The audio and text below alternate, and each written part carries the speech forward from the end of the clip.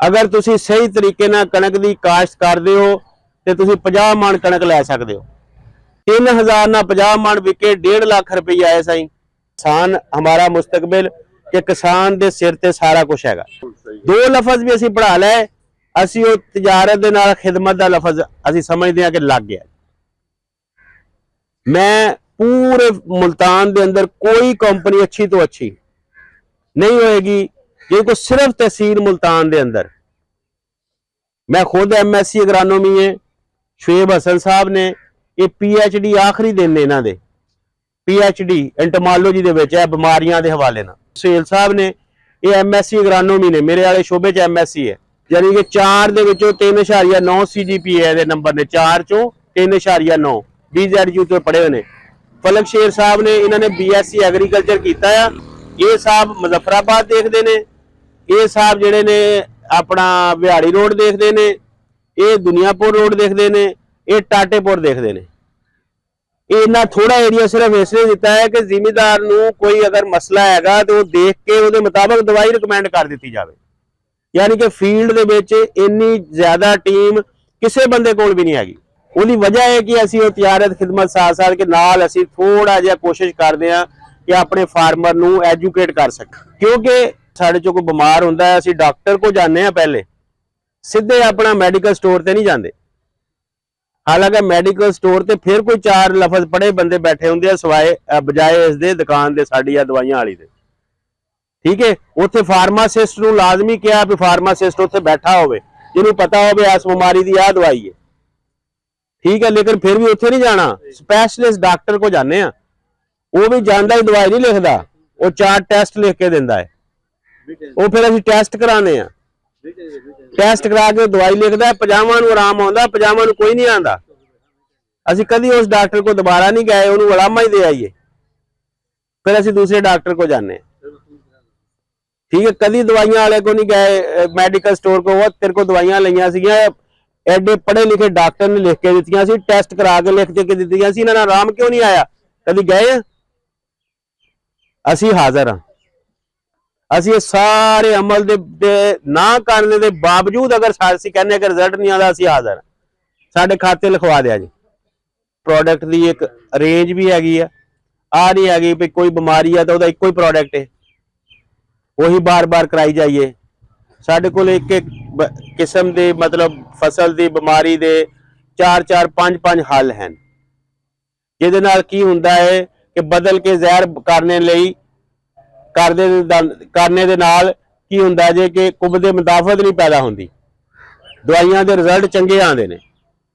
साडे कोल ज्यादा दवाइयां होने की वजह तो तुहानू किसी दूसरे को जावन की भी लोड़ कोई नहीं हैगी कि यार ये दवाई कर ली है, हुण बही करनी है तो चलो दूसरी कंपनी को नहीं। साडे कोल 12 फंजीसाइड ने। आलू अगर मटर या स्ट्रॉबेरी लाई है, 12 किस्म के बीमारियां दी मतलब दवाइयां हैगियां ने। इसी तरह स्ट्रॉबेरी है, आलू है, मटर है, सारे फंजीसाइड। इसी तरह उन्होंने कोई कीड़िया का है जे मसला। इसी तरह खादा के हवाले ना जबरैलिक एसिड चाहिए, और कोई चीज़ है, पोटाश है, ह्यूमिक एसिड है, सल्फर है। साढ़े को सल्फर चाइना का भी हैगा, साढ़े को सल्फर जर्मनी का भी हैगा। साढ़े को सल्फर थले पाने वाला खाद के तौर पर 3 किलो की पैकिंग के सस्ता जहा रिबोर्ड के नाम से सल्फर बेंटोनाइट भी हैगा, ऑर्गैनिक बेस्ड हैगा। वो थले पैंदा जे, वो फ्लड नहीं हुंदा, हल नहीं हुंदा, वो सिर्फ DAP तरह छट्टा मारना DAP दे मिला के। इस तरह यानी कि प्रोडक्ट की भी पूरी रेंज हैगी है। जड़ी बूटी मार है, लोगों को आलू हुण उग आवे बाद स्प्रे करना पै जाए, वह भी स्प्रे हैगा। पहले शुरू के करने वाले है ही नहीं दोस्तों को, साढ़े को बाद दे स्प्रे करने वाले। गंदम के हवाले नाल साढ़े को लेटेस्ट प्रोडक्ट हैगा। ये साडा कणक की जड़ी बूटी वास्ते 150 ml की पैकिंग दे विच हर तरह की जड़ी बूटी, कोई किसी किस्म की मतलब दूसरी स्प्रे करने की लोड़ नहीं। चौड़ा पत्ता हर तरह का और नकीला पत्ता जंबी दुंबी सिटी हर तरह। पहले पानी तो बाद खुश्क बत्तर जो हो जानी है उस वक्त, गिली बत्तर ते नहीं, जो पैर लगते उस वेले 5 टैंकियां पानी दियां इस्तेमाल करके इनू एकड़ ते स्प्रे करो। इस छोटी जी बोतल हर तरह की जड़ी बूटी खत्म। इसी तरह पोटाश दियां मुख्तलिफ किस्मां साडे कोल हैं, स्प्रे वास्ते भी हैं, थले लोड़न वास्ते भी हैं। ਕਿ ਤੁਹਾਡਾ ਸਾਥ ਸਾਡੇ ਨਾਲ ਹੈ ਔਰ ਅਸੀਂ ਵੀ ਪੂਰੀ ਤੁਹਾਨੂੰ ਮਤਲਬ ਇਮਾਨਦਾਰੀ ਨਾਲ ਕਹਿੰਦੇ ਆ ਕਿ ਕੀਮਤ, ਕੁਆਲਿਟੀ ਤੇ ਸਰਵਿਸਿਜ਼, ਕੀਮਤ ਦੇ ਨਾਲ ਕੁਆਲਿਟੀ, ਇਹ ਗੱਲ ਮਤਲਬ ਜਿਹੜੀ ਜ਼ਰੂਰੀ ਹੈਗੀ ਆ ਕਿ ਕੀਮਤ ਦੇ ਨਾਲ ਕੁਆਲਿਟੀ।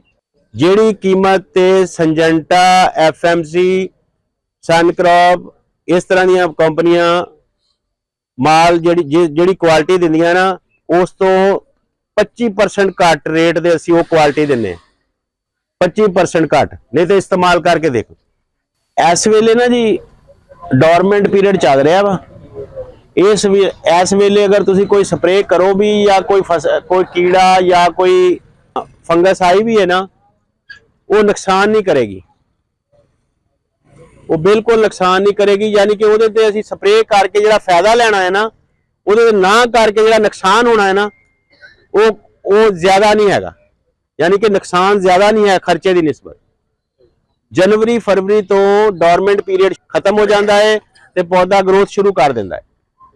ਜਦੋਂ ਪੌਦਾ ਗਰੋਥ ਸ਼ੁਰੂ ਕਰਦਾ ਹੈ, ਅਸਲ ਉਹਦੇ ਪੱਤਰ ਜਿਹੜੇ ਹੁੰਦੇ ਨੇ ਜੀ, ਉਹਨਾਂ ਤੇ ਬਿਮਾਰੀ ਜ਼ਿਆਦਾ ਹਮਲਾ ਕਰਦੀ ਹੈ। ਉਹਨਾਂ ਪੱਤਰਾਂ ਨੇ ਜ਼ਿਆਦਾ ਕੰਮ ਕਰਨਾ ਹੁੰਦਾ ਤੁਹਾਡੀ ਫਸਲ ਕੀਤੇ। ਉਸ ਵੇਲੇ ਤੋਂ ਤੁਸੀਂ ਅੰਬ ਚੁੱਕਣ ਤੱਕ, ਉਦੋਂ ਤੱਕ ਲਾਪਰਵਾਹੀ ਨਹੀਂ ਬਿਲਕੁਲ ਵੀ ਕਰਨੀ। ਇਸ ਵੇਲੇ ਕੋਈ ਟੈਨਸ਼ਨ ਨਹੀਂ ਹੈਗੀ।